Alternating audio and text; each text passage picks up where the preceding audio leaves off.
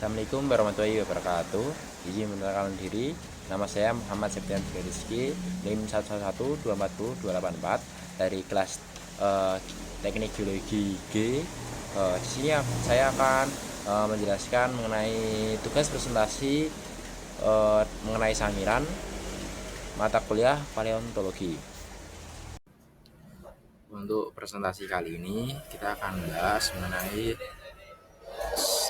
sangiran.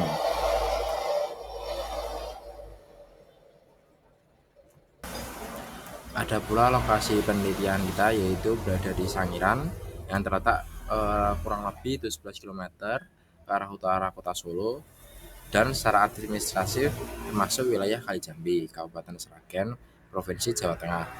Lokasi pengamatan yang dilakukan berada pada daerah Sangiran dengan lokasi Museum Sangiran sejauh 72 km dari kampus kita sendiri yaitu UPN Veteran Yogyakarta.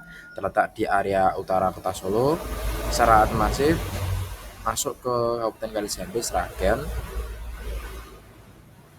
Provinsi Jawa Tengah. Lokasi pertama berupa Museum Sangiran, Formasi Pecangan, Formasi Kalibeng, dan Mut Volcano. Ada pula peta fisiografi yang telah saya berikan di atas.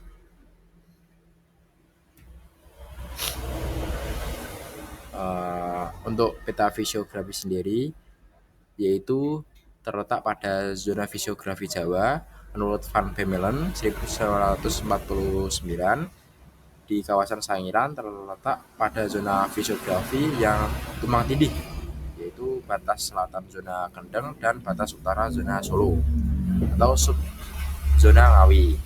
Kawasan ini juga berada di kaki barat laut kerucut Gunung Api Lawu Kuarter.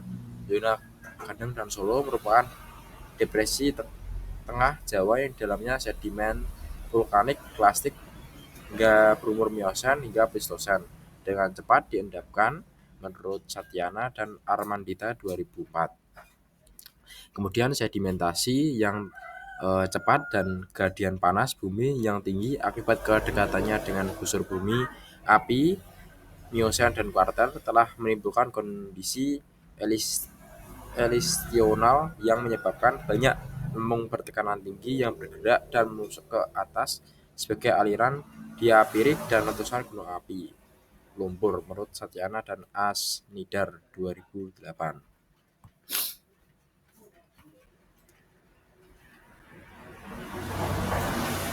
Kemudian ada peta stratigrafi yang telah saya paparkan di atas. Peta stratigrafi Sangiran sendiri merupakan peta geologi pertama dan litostratigrafi dari kubah Sangiran yang diterbitkan oleh Van Es 1931 pada tahun 1936. Kemudian ada Dove Jones mengajukan klasifikasi stratigrafi baru yang berdasarkan kumpulan fauna. Ia mengusulkan nama-nama Kalibeng, Pecangan, Kabuh, dan Notopuro. Nama-nama ini diambil dari deskripsi geologi Jawa Timur. Klasifikasi ini kemudian digunakan oleh Van Koningswolk pada tahun 1940 untuk mencatat unit-unit geologi kubah Sangiran berdasarkan fosil fauna yang terkandung di dalamnya. Kemudian nama-nama baru yang diusulkan yaitu Ukuran, Sangiran, Bapang, dan Puas Jajan sesuai dengan berkembangnya berikut menurut Watanabe dan Kadar 1985. Banyak penulis telah menerima nomenklatur ini meskipun beberapa masih menggunakan nama-nama sebaran sebagai sedimen ditampilkan pada peta geologi daerah Sangiran.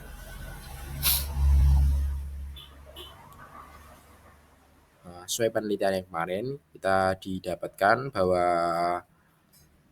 yang pertama berupa Museum Sangiran. Museum Sangiran sendiri berupa Museum Purba Sangiran merupakan bagian integral dari kawasan situs Sangiran yang telah diakui oleh UNESCO sebagai warisan dunia sejak 1996.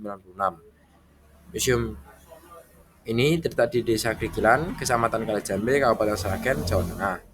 Dikelola oleh Kementerian Pendidikan, Kebudayaan, Riset, dan Teknologi Republik Indonesia. Museum ini berfungsi sebagai pusat pelestarian serta perkembangan budaya awal manusia di Asia Tenggara.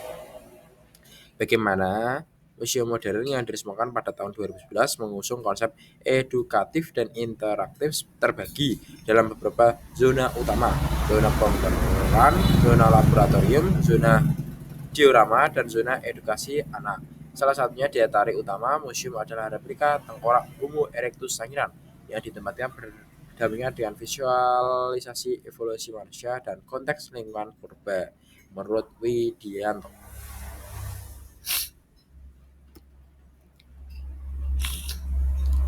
Untuk selanjutnya kita dapat di formasi Kali Jambe, formasi Kali Beng. Formasi Kali Beng itu termasuk formasi yang paling awal.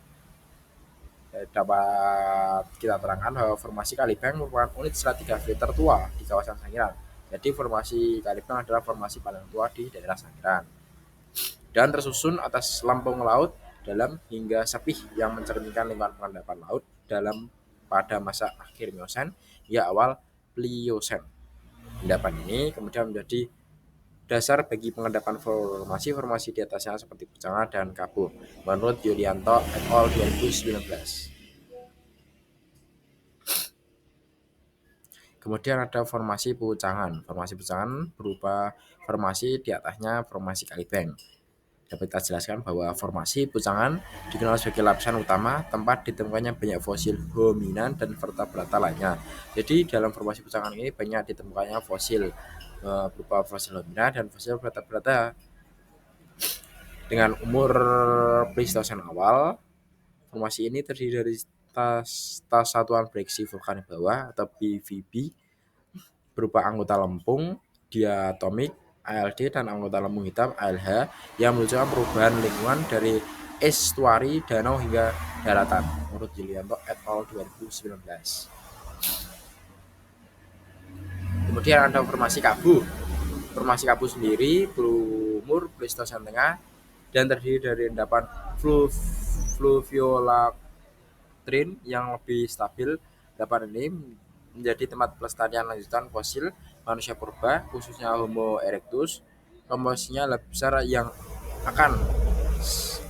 kaya akan sedimen darat, menunjukkan pergeseran besar dalam lingkungan dari danau rawa menjadi daratan lebih kering dan terbuka. Di pernyataan tersebut dinyatakan oleh Yulianto et al. 2019. Selanjutnya ada Mount Vulcano. Mount Vulcano sendiri dapat kita nyatakan bahwa suatu gunung lumpur di sekitar Sangiran yang menjadikan indikator tingginya aktivitas geodinamik di daerah tersebut. Struktur ini terbentuk akibat tekanan dari dalam bumi yang menyebabkan lumpur dan gas keluar ke permukaan meskipun tidak tergolong sebagai satuan stratigrafi formal seperti tiga formasi lainnya. Mount Vulcano berperan penting dalam menandai keberlanjutan proses tektonik yang aktif di Sangiran, menurut Yulianto et al. Di Sangiran juga terdapat Dom Sangiran. Dom Sangiran merupakan struktur geologi yang berbentuk kubah. Jadi dom itu artinya kubah.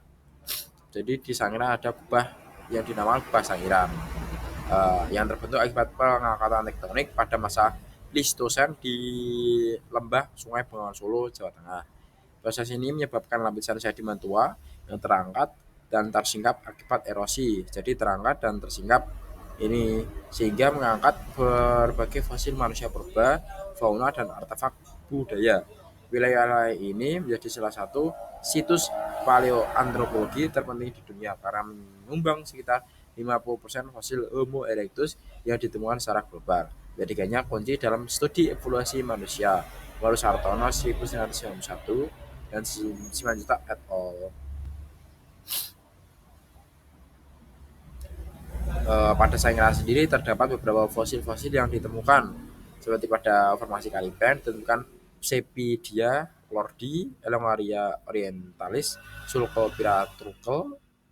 Kemudian formasi Pucangan ditemukan Pometiopis cincinnatiensis, Calipirgula carinifera, dan formasi Kabuh sudah ditemukan lagi fosil pada filum Mollusca, tapi ditemukan fosil Stegodon sp. Dan pada Mount Vulcano ditemukan fosil Nummulites.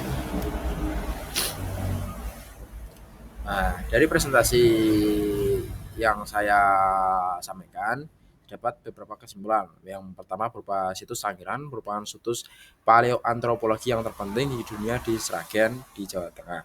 Pentingnya situs ini secara arkeologis terletak pada banyaknya teman fosil manusia purba serta artefak budaya yang memberikan informasi penting tentang evolusi manusia dan lingkungan masa lalu.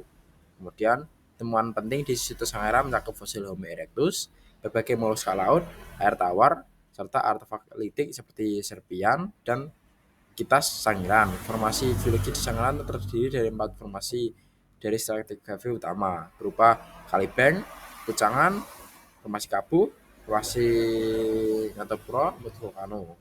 Terbentuk akibat aktivitas tektonik berupa Earth dan Graber yang menyebabkan terangkatnya litologi dari formasi bawahnya melalui media lumpur yang ditekan dari lapisan bawahnya.